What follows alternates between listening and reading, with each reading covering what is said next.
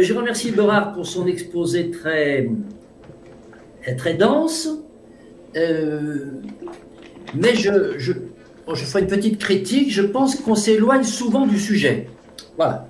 Alors, d'emblée, par contre, il me semble qu'il a posé la problématique comme je l'aurais moi-même posée, puisqu'il a dit il y a le bien, il y a le beau, il y a le bon.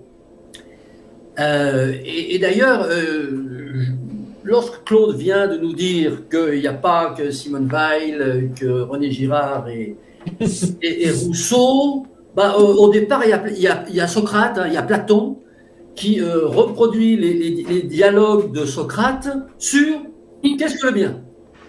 Et Socrate fait l'impasse un peu, alors, il parle un peu du beau, mais tout en l'évacuant en quelque sorte, parce qu'il dit que le beau, bon, en fait, avec notre objectif qui est l'organisation sociétale des hommes. Donc là disons, me démarque de ce qui vient d'être dit, à savoir que le bien vient de l'extérieur, et alors, bon, on l'a par, je dirais, téléportation de l'extérieur, comme dit Eberhard, ou bien on l'a en nous-mêmes, comme dit Claude.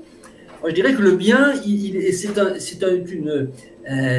c'est une variable, c'est un paramètre pour pouvoir écrire la loi. Bon, voilà. Alors, en fait, les premières réflexions sur le bien, les premières réflexions philosophiques, elles sont, moi, je les ai comprises comme ça en lisant les dialogues de Socrate. Et on ne va pas, évidemment, reprendre, faire une analyse détaillée de tous ces dialogues extrêmement intéressants, mais il ressort une chose extrêmement claire, c'est que les hommes veulent que le bien s'applique dans leur interrelation lorsqu'ils ont fait société. Le bien, ils ne savent pas ce que c'est, donc on est à la recherche du bien. Il y en a qui savent qui est le bien, ce sont les dieux. Voilà, mais bon, on peut communiquer avec eux, mais on n'a pas la possibilité de toujours pouvoir le faire. Et puis, la deuxième chose, c'est que le bien et le bon ne vont pas forcément de pair. C'est-à-dire qu'on peut faire le bien sans que ça soit bon, ou on peut faire du bon sans que ça soit bien. Alors, traduit en termes politiques, alors j'ai entendu Claude qui dit il ne faut éviter les considérations politiques ou écologiques. Alors, moi, je ne les évite pas, je suis centré là-dessus. Donc, le bien, en termes politiques, c'est le juste. La recherche du bien, c'est la recherche du juste. Ce qui est juste, alors effectivement, si chacun a sa notion du bien, sa notion du juste, il va appliquer son comportement individuel. Donc on est là, on n'est pas dans la sociologie, mais dans la psychologique. Il va adapter son comportement individuel à l'autre. Et chacun aura sa pratique du bien, sa pratique du juste. L'organisation sociétale, elle vise à établir effectivement une dogme, hein, une norme. Claude dit il ne faut pas de dogmatique, oui. Il faut établir en tout cas une norme, et c'est l'objectif d'un homme politique comme Socrate, puisque c'est un homme politique. L'opposition entre, enfin, disons, la différence entre le bien et le bon, c'est que le bien c'est le juste et que le bon c'est le plaisir. Et donc, en faisant le bien, c'est-à-dire en ayant une attitude juste ou en édictant des lois justes, on donne du plaisir, on est dans la perfection totale et on est dans ce que veulent les dieux. Par contre, en faisant le bien, des fois, bon, ça crée du déplaisir, et ce n'est pas parce qu'on fait plaisir que c'est le bien. Et alors, j'ai entendu, je ne sais plus si c'est chez Eberhard ou chez Claude, la notion de bonne action. Alors, lorsqu'on parle de bonne action, est-ce qu'on est dans le bien ou dans le bon? Donc, je me suis interrogé et je n'ai pas trouvé. Alors, ensuite, quelque chose, ça c'était, bon, quelque chose de synthétique, mais je reviens très rapidement sur quelques points que j'ai notés. Eberhard a dit une chose que je partage complètement, c'est-à-dire que le bien, c'est quelque chose qu'on ressent, hein, bon, à défaut d'y être soumis par une loi, c'est quelque chose qu'on ressent, mais on ne sait pas le définir. Alors, il y a beaucoup de concepts comme ça. Hein. Il y a la paix, et il y a la justice. Voilà, bon. Et par contre, on ressent très bien l'antonyme, c'est-à-dire le mal. Le mal, on va tout de suite pouvoir dire ce qui est mal, on va toujours pouvoir dire ce qui est la guerre, on va toujours pouvoir dire ce qui est l'injustice. Par contre, si on nous demande de définir ce que c'est que le bien, ce que c'est que le juste et ce que c'est que la paix, on va avoir plus de difficultés. Ensuite, Bérard nous dit que le bien est rattaché au divin. Bon, alors, j'ai une analyse différente du bien, une recherche, puisque nous sommes dans la recherche, une recherche de ce qu'est le bien et comment est-ce qu'on peut se l'appliquer à soi-même et l'appliquer aussi à la collectivité, donc par des lois et par une constitution. Bon, il est peut-être rattaché au divin dans la mesure où le divin peut inspirer les gens qui vont écrire les lois, mais il n'est pas, à mon avis, consubstantiellement rattaché au divin. Ensuite, nous apprenons du capitalisme. Oui, le capitalisme, lui, s'occupe non pas du bien, il s'occupe du bon. C'est-à-dire que le capital... Alors, j'ai une phrase de mon ami Paul Ariès que j'aime bien, il dit « Le capitalisme donne à jouir, mais je ne suis pas certain que cette jouissance soit de bonne qualité. » Voilà. Bon, donc, tout ce qu'a dit Eberhard sur le consumérisme, le capitalisme, la destruction de la nature pour les besoins de profit, sont tout à fait d'accord. Donc, tout ça, c'est la dérive du bon, la dérive du plaisir. Alors, bon, juste un mot sur Simone. Hein. Le bien, c'est la production de la nourriture. Bon, c'est une façon de voir, mais je pense que le bien, c'est la recherche du juste, c'est pas la production de la nourriture.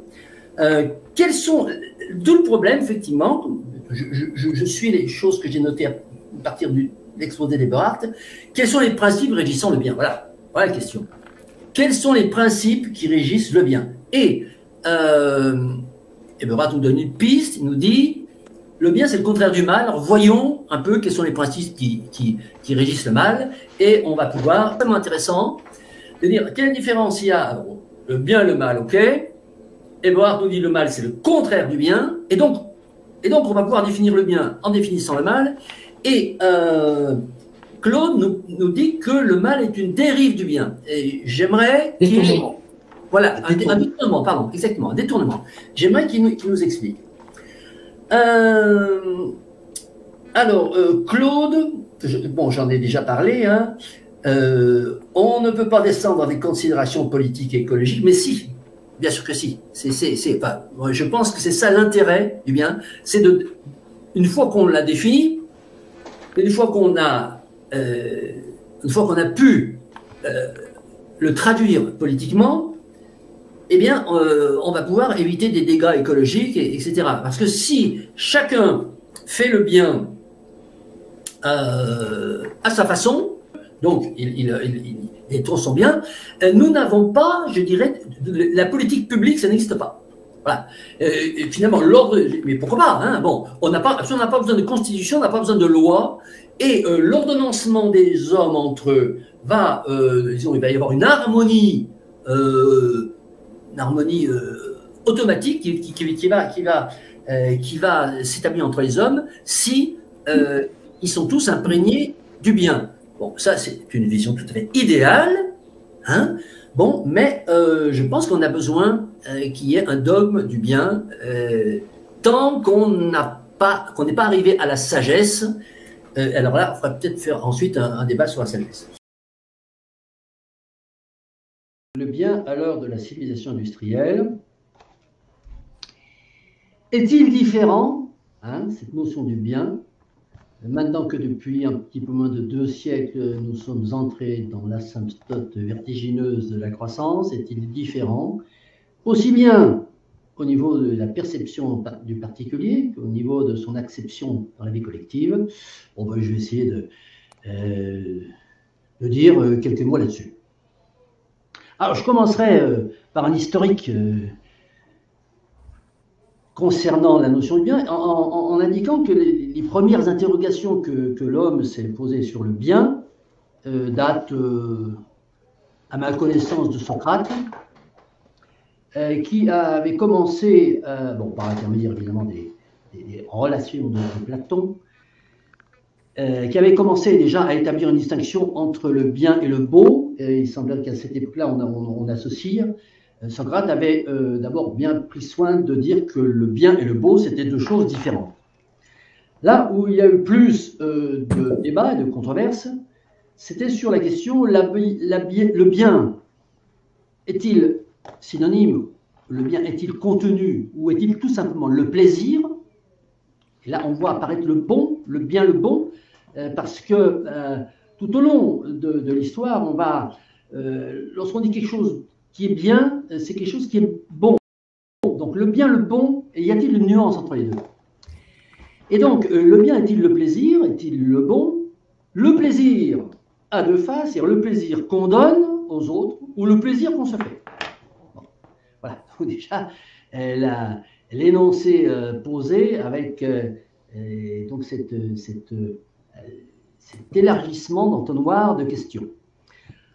Donc on trouve plusieurs dialogues de Platon qui parlent de ça. Celui qui en parle le plus, c'est sans doute le Philèbe, qui pose la question suivante, qui démarre par la question suivante, avant même qu'est-ce que le bien, pose la question quel est le plus précieux de tous les biens humains? Et Socrate, lui, défend donc le point de vue sur lequel la vie bien, la vie bonne, elle est avant tout une vie qui est constituée par la réflexion et par la science. Tandis que le Philèbe, qui est donc le contradicteur par l'intermédiaire d'un autre personnage dont j'ai oublié le nom, oppose à Socrate la thèse d'une vie bonne qui est bonne parce qu'elle est faite de plaisir. Et il y a deux sortes de plaisirs qui sont distingués dans ce dialogue du Philèbe. C'est le plaisir des sens, qui naît de leur seule satisfaction, la seule satisfaction de ces sens, et le plaisir de l'âme, plaisir qui est attaché par ce qu'il appelle un lien merveilleux à la perception du vrai et donc à celle du bien. Et c'est ce plaisir exquis et délicat qui est attaché à la vérité et qui, d'après Socrate, est attaché également à la vertu. Donc arrive cette notion de vertu qui va s'associer assez régulièrement dans la bouche de Socrate au bien. Le bien, donc, ce bien-là, serait rattaché à la recherche de la vérité et donc à la démarche vertueuse. La recherche de la vérité, c'est une démarche vertueuse. Notion qui va être prônée, d'ailleurs, cette notion du bien, recherche de la vérité, et du bien qui encadre cette recherche de la vérité par un habillage de vertu, cette notion va être prônée et appliquée en tant que fondement de l'action politique assez tard dans l'histoire humaine, pour la première fois au cours de la Révolution française, à partir notamment des écrits de Robespierre, mais on y reviendra. Concernant maintenant la relation entre bien et plaisir, toujours dans le Philèbe, Platon établit une hiérarchie entre les deux éléments, la perception et la réflexion. Le bien, perception, c'est alors les plaisirs de l'art, et on retombe sur le beau. Le bien, c'est le beau, et c'est ce qui donne la perception agréable. Mais il y a un petit bémol, les plaisirs du corps, là, sont éliminés parce qu'ils seraient trompeurs. Alors, le deuxième pôle, qui nous intéresse plus, c'est le pôle de la réflexion, qui comporte trois piliers. Le premier pilier, c'est l'intelligence et la sagesse, et là, on pense tout de suite à Spinoza, qui dit que l'homme sage, le sage est un homme libéré de tout préjugé et de toute passion, par l'usage constant de la raison pour la conduite de la vie. Usage constant de la raison et pas de l'émotion, c'est la sagesse et c'est le bien. Donc, le bien, sagesse, faire le bien serait donc être sage. Premier pilier. Deuxième pilier, les opinions, ce qu'il appelle les opinions droites.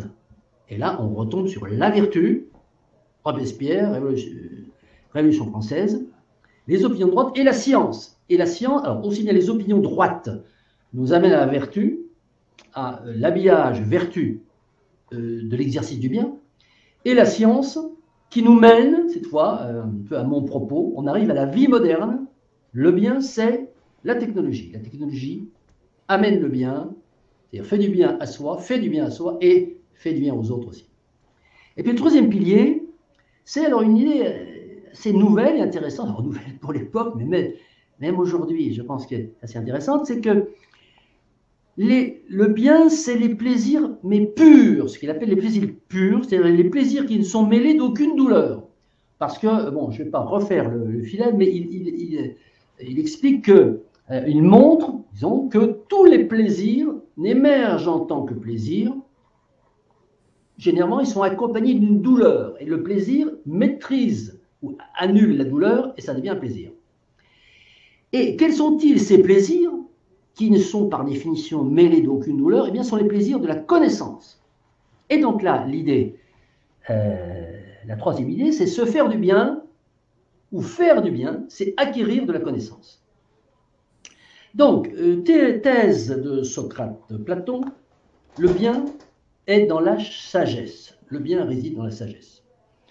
Avec la définition suivante, je cite, la sagesse, l'intellect, la mémoire et tout ce qui leur est apparenté, opinion droite et raisonnement vrai, ont plus de prix et de valeur que le plaisir pour tous les êtres capables d'y participer et sont, dans le présent et dans l'avenir, tout ce qu'il y a de plus avantageux. Donc, on a bien un affrontement de deux thèses qu'on va retrouver tout au long de l'histoire. C'est l'une qui prône la jouissance comme disposition et condition de l'âme qui assure la vie heureuse, donc le bien, pour les autres et pour soi-même. Et là, c'est très précisément la doctrine de la civilisation industrielle. Je pense notamment à mon ami Paul Ariès qui dit le capitalisme donne à jouir, mais je ne suis pas sûr que cette jouissance soit de bonne qualité. Donc, quantitativement, oui, les quantités de jouissance produites par la civilisation industrielle sont très importantes. Reste à juger et statuer sur le qualitatif. Et donc, l'autre thèse, c'est prôner la sagesse comme chemin du bien. Mais Socrate nous alerte sur une dérive grave. Il dit que les conceptions, il dit qu'il y a souvent, et presque automatiquement, des conceptions erronées du bien qui risquent de nous maintenir dans les apparences du bien. Ça, je trouve ça assez intéressant parce que c'est quelque chose qui construit la vie, qui innerve la vie de tous les jours. Et par conséquent, apparence de la vertu, apparence du bien, apparence de la vertu, qui nous cache la réalité. Or, ce que nous cherchons, ce ne sont pas des vertus apparentes, mais bien des vertus réelles. Et précisément, la société industrielle nous vend des apparences au lieu des réalités. Et Socrate conclut, donc là on arrive petit à petit à la translation politique de toute cette affaire du bien, cette notion du bien. Il conclut que dans une cité parfaite, les gardiens de la cité, alors c'est le terme qu'il emploie, mais on va dire aujourd'hui les maîtres des pouvoirs, ou les gouvernants, doivent avoir, ou devront avoir, puisqu'il préconise, devront avoir cette connaissance du bien. Là, c'est très important. C'est très important. Le bien, on peut en parler de façon individuelle, mais au niveau politique, il faut que les hommes qui vont diriger, si tant est qu'on soit dans dans un exercice du pouvoir par délégation, que le pouvoir ne soit pas exercé par tout un chacun, mais il faut avoir la connaissance du bien. Et il insiste beaucoup sur la nécessité pour les gardiens de la cité de parcourir, je cite, le long circuit dans leur formation supérieure. Alors, ça veut dire que c'est à l'ENA, à l'X, à HEC, etc., et c'est là qu'on enseigne le bien, n'est-ce pas? Voilà. Afin d'être en mesure de distinguer entre le plaisir et le bien, C'est-à-dire de dire, voilà, bon, c'est vrai qu'on vous donne beaucoup à consommer, mais bon, il y a la consommation de plaisir qui n'est pas très importante, mais il y a la consommation qui, en fait, génère le bien. Voilà. Mais, en finale de tout ça, Socrate, en tant que philosophe le plus humble que la Terre n'ait jamais porté, reconnaît néanmoins qu'il ne peut pas répondre définitivement à la question « qu'est-ce que le bien ?» et qu'il va se contenter de définir ce qu'il appelle simplement un rejeton du bien, ou tout au plus une image, son image la plus ressemblante. Parce qu'en effet, Socrate considère que le bien est quelque chose de beaucoup trop élevé pour qu'on puisse livrer une définition à ses interlocuteurs. Et il concède alors qu'en s'en tenant uniquement au rejeton du bien, il ne livrera que les intérêts et non pas le capital de l'idée du bien. Ce que fera ensuite Platon, puisqu'il va développer l'idée. Hein, on n'a pas encore développé l'idée platonicienne. Donc, Socrate, lui, se contente de d'énoncer les intérêts, hein, intérêt capital, hein, un peu le pourcentage annuel, mais le capital, il ne peut pas le livrer. Alors, il ajoute ensuite que les choses, alors, bon, ça c'est un petit peu, disons, abscon, mais en relisant 2 ou 3 fois, on arrive à y trouver une signification extrêmement profonde. Socrate dit que les choses sont vues, les choses sont vues et pas conçues, tandis que les idées sont conçues et pas vues. Cette distinction entraîne elle-même une autre distinction entre la connaissance sensible et la connaissance intelligible. C'est-à-dire, en fait, entre le voir et le penser. Et cette distinction va être indispensable pour l'analogie qu'il va suggérer entre le bien et le soleil. Car, parmi tous les dieux du ciel, c'est le soleil qui produit la lumière qui rend les yeux capables de voir et qui permet que les objets sensibles soient vus. Mais le soleil n'est pas la vision, le soleil n'est pas l'œil, il est la cause de la vision. Et du coup, accessoirement, si on revient sur notre débat sur l'entropie, sur la société industrielle, ça nous rappelle bien que le soleil est la seule énergie, l'énergie unique, ultime, et la seule énergie durable. Le rejeton du bien serait donc le soleil, qui en est l'image la plus ressemblante.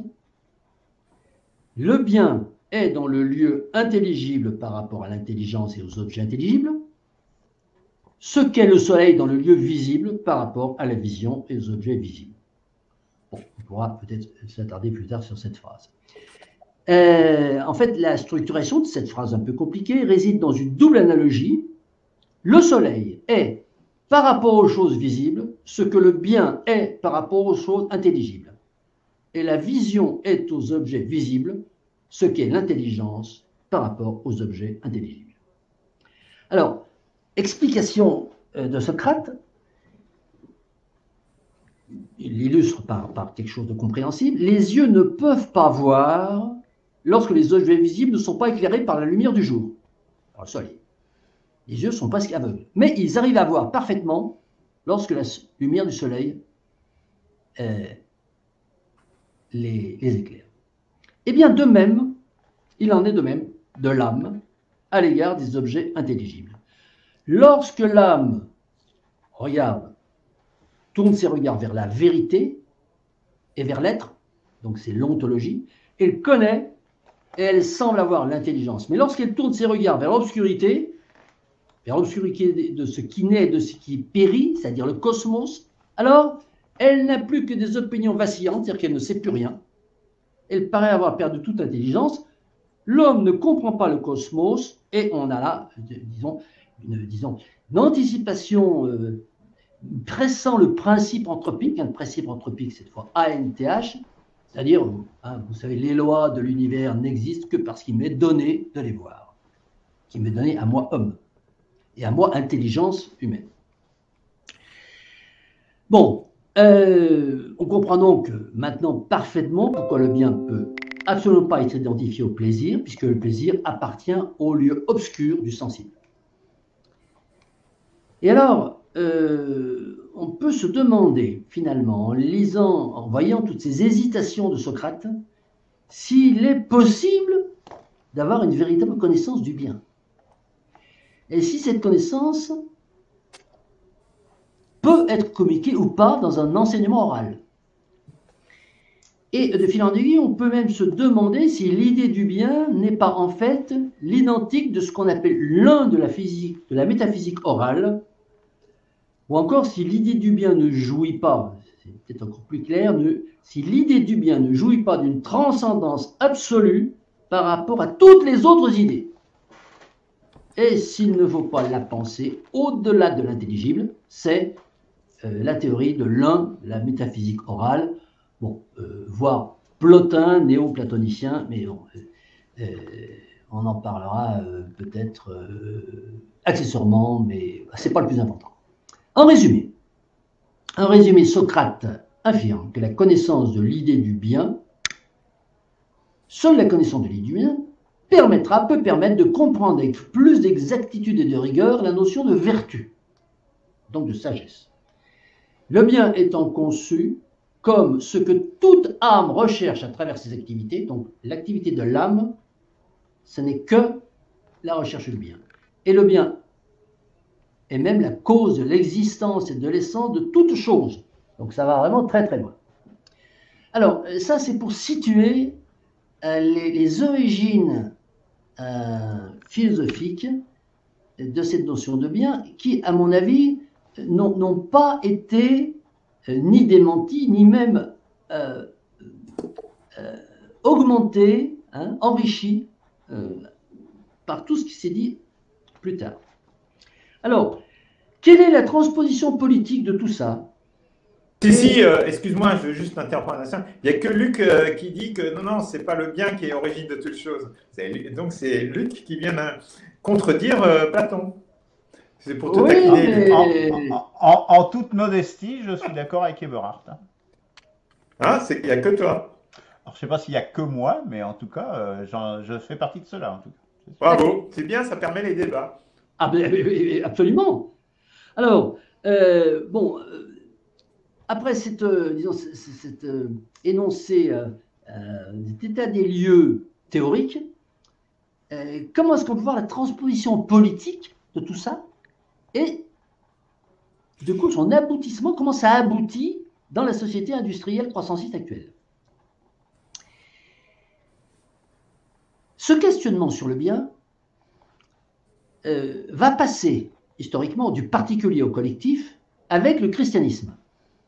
Alors, le christianisme qui va démarrer, on peut le situer en 313 après Jésus-Christ, quand l'empereur Constantin met fin à la persécution, autorise le christianisme, et à la fin de ce IVe siècle, le christianisme devient la religion officielle de l'Empire romain. Et donc, la gestion du bien devient un monopole de l'Église. Tant sur le plan individuel, l'Église dit à chaque individu ce qu'elle est bien, que sur le plan politique, puisqu'elle dicte aux rois leur bonne conduite. Alors, ça, c'est le monde occidental, parce que après, je n'ai pas assez de culture pour savoir ce qui s'est passé en dehors du monde occidental. Alors, moi, je ne vais parler que du monde occidental.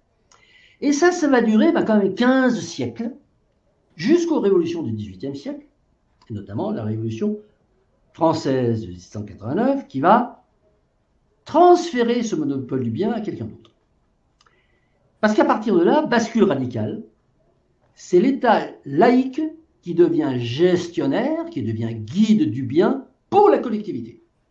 L'Église ou les Églises, conservant néanmoins la gestion particulière des individus, quoique ce domaine réservé va tendre de plus en plus avec le temps à être empiété par l'État, qui va progressivement dicter la conduite du bien aux individus, un par l'intermédiaire des constitutions et des lois.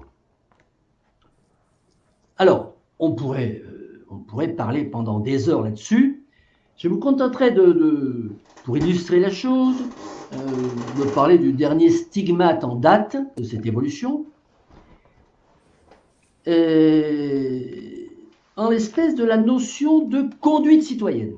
Conduite citoyenne ou responsabilité citoyenne, présentée, voire imposée par la loi, présentée comme étant censée faire le bien de la façon la plus ambitieuse qui soit, c'est-à-dire faire le bien pour la planète, voire pour le cosmos tout entier. Hein? Donc aujourd'hui, l'État dit ce qu'est le bien pour le cosmos. Et l'expression la plus aboutie de ce degré de suffisance et d'orgueil incommensurable atteint par la société industrielle croissanciste, qui pense avoir définitivement acquis la connaissance absolue de la notion de bien, au point de ne pas accepter de la mettre, cette notion, en débat, c'est le monolithe de l'intérêt général. L'intérêt général, notion flottante s'imposant d'elle-même, qu'on n'a pas à démontrer. Et donc, par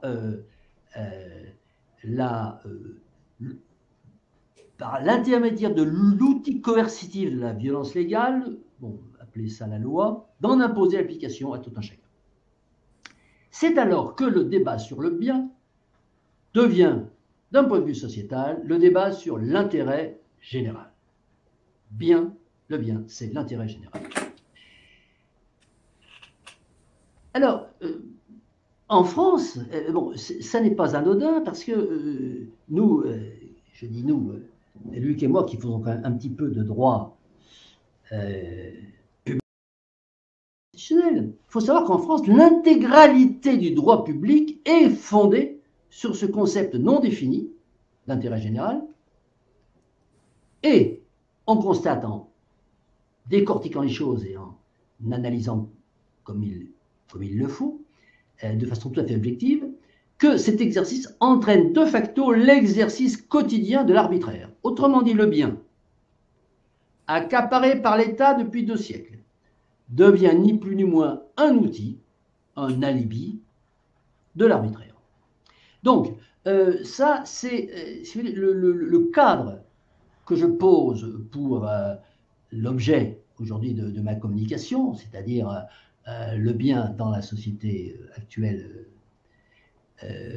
industrielle, et je ne développerai pas plus, je me contente disons, de donner les règles générales qui me semblent être celles de disons, l'utilisation du bien par les maîtres du pouvoir.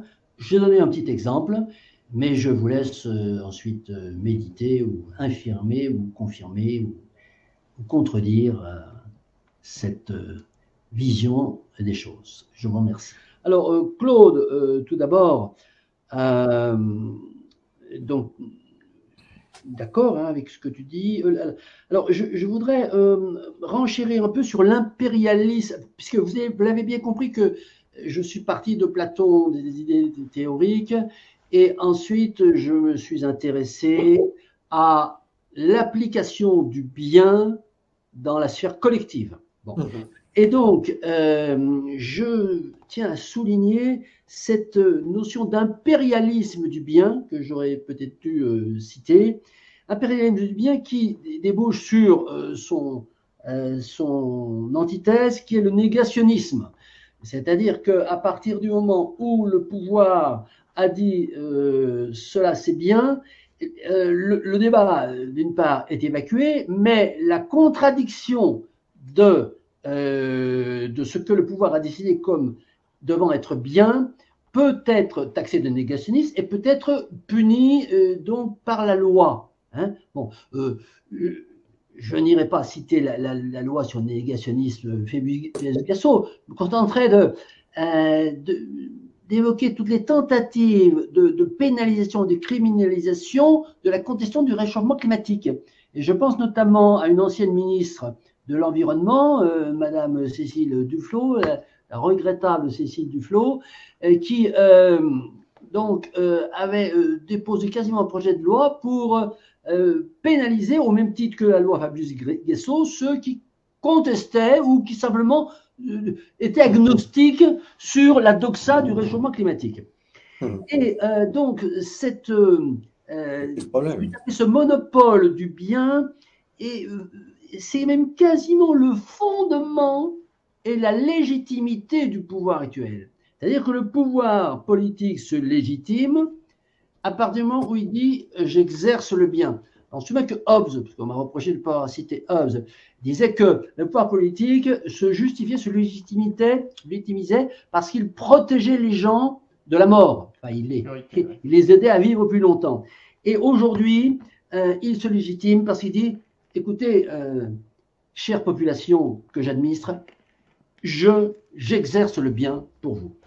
Concernant Luc, je ne dis pas Saint-Luc, hein, je dis Luc, eh bien, qui me reprochait de... C'est un tort, tu pourrais. Oui, je sais bien, j'assume mon insuffisance de ce point de vue-là.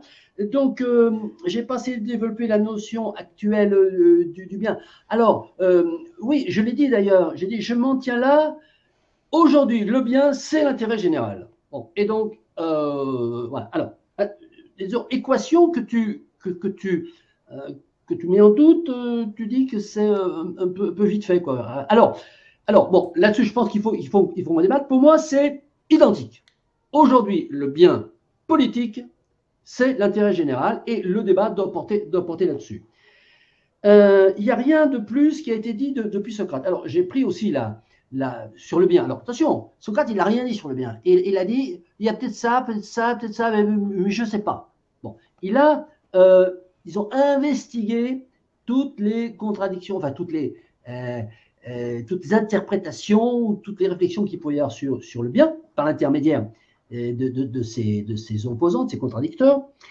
Et j'ai précisé que je ne pouvais parler que du monde occidental, bien entendu, parce que je n'ai pas la connaissance du reste. Et donc, effectivement, Tao, Confucius, je ne sais pas. Je parlais bien du monde occidental. Et je dis dans le monde occidental, il peut y avoir une conception du bien aujourd'hui qui est ceci ou qui est cela, mais en tout cas, tous les compartiments, il me semble-t-il, ça a été visité par Socrate. Spinoza nie les passions. Non. Spinoza n'est pas de négation des passions. Spinoza dit qu'il y a des passions, que c'est formidable, des passions, que l'émotion c'est formidable, mais que la conduite, attention, il dit que la conduite d'un homme sage, c'est celui qui décide et qui agit sur la base de sa raison et pas de ses passions. Mais ça ne veut pas dire, qu'il dit que les passions, ça n'existe pas.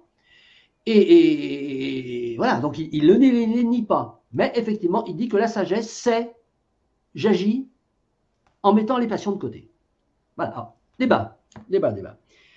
Bon, le bien, le soleil, alors, je sais que tu répètes souvent ça, Luc, et bon, enfin, peut-être qu'un jour on en débatte. Le bien aujourd'hui est évacué. Non. Aujourd'hui, les transgressions sont valorisées. Non. Alors, bon, on n'a pas le temps d'argumenter, mais sache que je ne suis pas d'accord avec toi.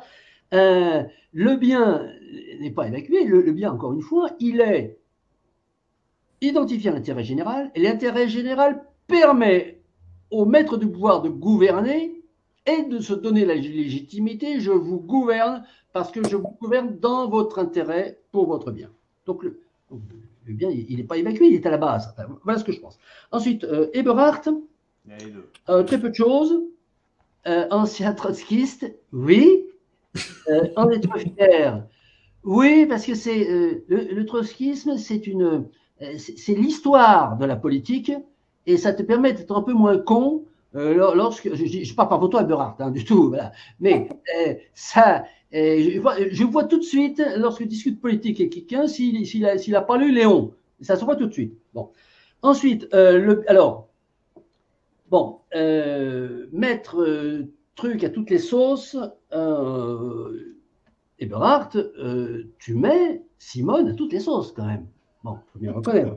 Et pour donc cette idée très intéressante de Simone, que le bien c'est le travail, bon, ben là, alors, débat.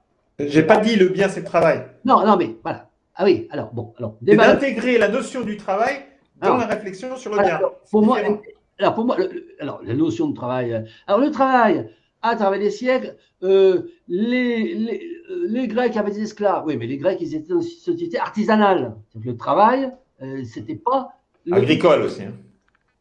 Oui, absolument. C'était leurs esclaves qui les nourrissaient. Agricole et artisanale. On était dans une société primitive. Bon. Et les Chinois aussi. Voilà, et pas dans une société industrielle. Alors, si on parle du travail, il ne faut pas parler, à mon avis, il ne faut pas parler de la société grecque, mais parler de la société aujourd'hui. Aujourd'hui, la civilisation industrielle, l'industrie. Et alors, quand l'idée selon laquelle les seuls qui font du W, c'est ceux qui travaillent de leurs mains, et pas les gens comme Luc qui sont dans des bureaux, les mains dans des bureaux pour faire des algorithmes, je ne sais pas quoi. Bon, là aussi, débat.